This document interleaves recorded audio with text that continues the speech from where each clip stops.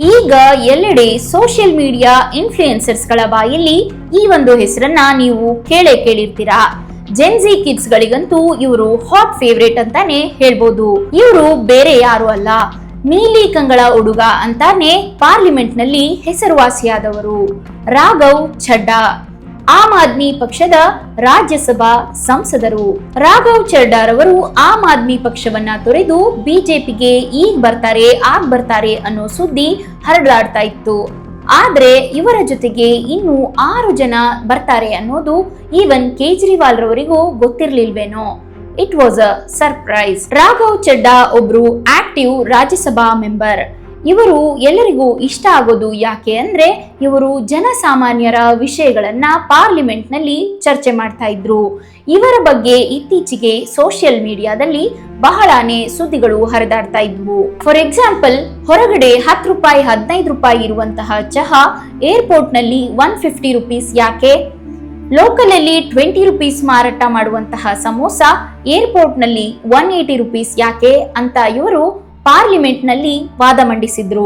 ಈಗ ನಮ್ಮ ಫೋನ್ ಅಲ್ಲಿ ರೀಚಾರ್ಜ್ ಖಾಲಿಯಾಗಿರುತ್ತೆ, ನಾವು ರೀಚಾರ್ಜ್ ಮಾಡಿಸಿರಲ್ಲ, ಆಗ ಇನ್ಕಮಿಂಗ್ ಕರೆಗಳು ಯಾಕೆ ಬಂದಾಗ್ತವೆ, ಕೇವಲ ಔಟ್ ಗೋಯಿಂಗ್ ಕರೆಗಳು ಮಾತ್ರ ಬಂದಾಗ್ಬೇಕಲ್ವಾ ಎಂದು ತಮ್ಮ ಧ್ವನಿಯನ್ನ ಪಾರ್ಲಿಮೆಂಟ್ ನಲ್ಲಿ ಜೋರಾಗಿ ಎತ್ತಿದ ಜನಸ್ನೇಹಿ ನಾಯಕ ರಾಘವ್ ಚಡ್ಡಾ. ಆದ್ರೆ ಏಕಾಏಕಿ ರಾಜ್ಯಸಭೆಯಲ್ಲಿ ಆಮ್ ಆದ್ಮಿ ಪಕ್ಷದ ಉಪನಾಯಕರಾಗಿದ್ದ ರಾಘವ್ ಚಡ್ಡಾರವರನ್ನ ಆ ಹುದ್ದೆಯಿಂದ ಕೆಳಗೆ ಇಳಿಸಲಾಯಿತು. ನಂತರ ರಾಜ್ಯಸಭಾ ಸ್ಪೀಕರ್ಗೆ ರಾಘವ್ ಚಡ್ಡಾರವರಿಗೆ ಹೆಚ್ಚಿಗೆ ಮಾತನಾಡೋಕೆ ಅವಕಾಶ ಮಾಡಿಕೊಡ್ಬೇಡಿ ಅಂತ ಹೇಳ್ತಾರೆ. ಯಾಕಂದ್ರೆ ಫ್ರಂಟ್ ಲೈನ್ ಅಥವಾ ಹೆಡ್ ಲೈನ್ ನಲ್ಲಿ ಬರುವ ನ್ಯೂಸ್ ಗಳನ್ನ ಇವರು ಮಾತಾಡ್ತಾರೆ. ಹಾಗೇನೆ ಇವರು ಮೋದಿಯವರ ವಿರುದ್ಧ ಯಾವುದೇ ರೀತಿಯಾದಂತಹ ಧ್ವನಿಯನ್ನ ಎತ್ತುತ್ತಿಲ್ಲ. ಹಾಗಾಗಿ ಇವರಿಗೆ ಹೆಚ್ಚಿಗೆ ಮಾತನಾಡೋಕೆ ಅವಕಾಶ ಮಾಡಿಕೊಡ್ಬೇಡಿ ಅಂತ ಆಮ್ ಆದ್ಮಿ ಪಕ್ಷದ ವರಿಷ್ಠರು ಹೇಳಿರ್ತಾರೆ.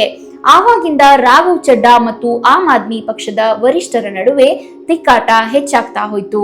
ಇವತ್ತು ಬೆಳಗ್ಗೆ ರಾಘವ್ ಚಡ್ಡಾರವರು ಬಿಜೆಪಿ ಸೇರ್ಪಡೆಯಾಗಿದ್ದಾರೆ. ಇವರೊಟ್ಟಿಗೆ ಇನ್ನೂ 2 ಸಂಸದರು ಬಿಜೆಪಿಯನ್ನ ಸೇರಿದ್ದಾರೆ. ಇನ್ನು 4 ಜನ ಸದಸ್ಯರು ಸೇರ್ಪಡೆಯಾಗಲಿದ್ದಾರೆ ಎಂದು ಮಾಹಿತಿ ದೊರೆತಿದೆ. ಹಾಗಾದ್ರೆ ಇನ್ನು ಮುಂದೆ ಒಡೆದೋಯ್ತಾ ಕೇಜ್ರಿವಾಲ್ ರ ಪಾರ್ಟಿ? ಆಪ್ಗೆ ಇದೊಂದು ಬಿಗ್ ಶಾಕ್. ಇದನ್ನ ಬರೀ ಪಕ್ಷಾಂತರ ಅಂತ ಹೇಳಕ್ಕಾಗಲ್ಲ, ಬದಲಿಗೆ ವಿಲೀನ ಅಂತ ಹೇಳಬಹುದು. ಆ ಪಕ್ಷವನ್ನ ಬಿಟ್ಟು ಬಿಜೆಪಿ ಸೇರ್ತಾ ಇರೋರು ಜನಸಾಮಾನ್ಯರಲ್ಲ, ಆ ಪಕ್ಷದ ಬೆನ್ನೆಲುಬು ಆಗಿದ್ದವರು.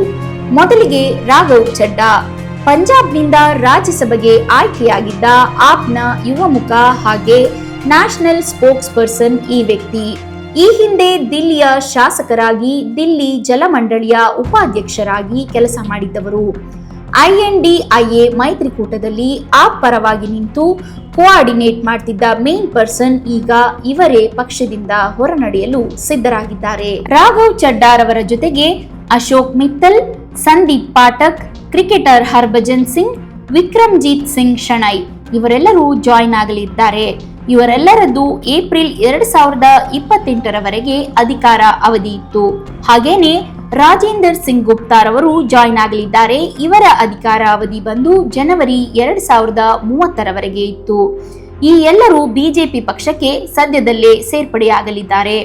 ಜೊತೆಗೆ ಸ್ವಾತಿ ಮಲಿವಾಲ್ ಇವರಿಗೂ ಹಾಗೂ ಅರವಿಂದ್ ಕೇಜ್ರಿವಾಲ್ ರವರಿಗೂ ಮೊದಲಿಂದಲೂ ಜಿದ್ದಾಜಿದ್ದಿ ನಡೆಯುತ್ತಲೇ ಇತ್ತು.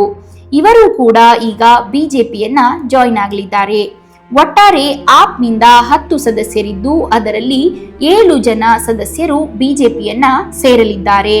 ಇದರಲ್ಲಿ ಉಳಿದವರು ಸಂಜಯ್ ಸಿಂಗ್, ND ಗುಪ್ತಾ ಹಾಗೂ ಬಲವೀರ್ ಸಿಂಗ್ ರವರಾಗಿದ್ದಾರೆ. ರಾಘವ್ ಚಡ್ಡಾರವರು ಬಿಜೆಪಿ ಸೇರ್ಪಡೆಯಾದ ನಂತರ ಮಾತನಾಡಿದ್ದಾರೆ.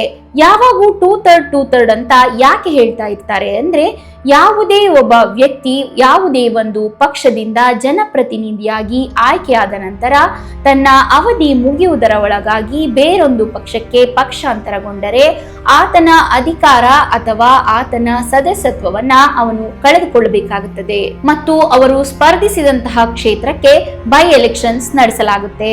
ಇದು ಯಾವಾಗ ಅಪ್ಲೈ ಆಗಲ್ಲ ಅಂದ್ರೆ 2/3 ಆಫ್ ದ ಮೆಂಬರ್ಸ್ ಪಾರ್ಟಿಯಿಂದ ಹೊರಗಡೆ ಬಂದಾಗ.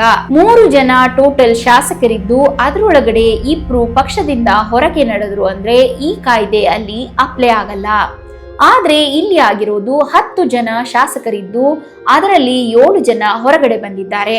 ಸೊ ಇಲ್ಲಿ ಯಾವುದೇ ರೀತಿಯಾದಂತಹ ಬೈ ಎಲೆಕ್ಷನ್ಸ್ ನಡೆಯೋದಿಲ್ಲ.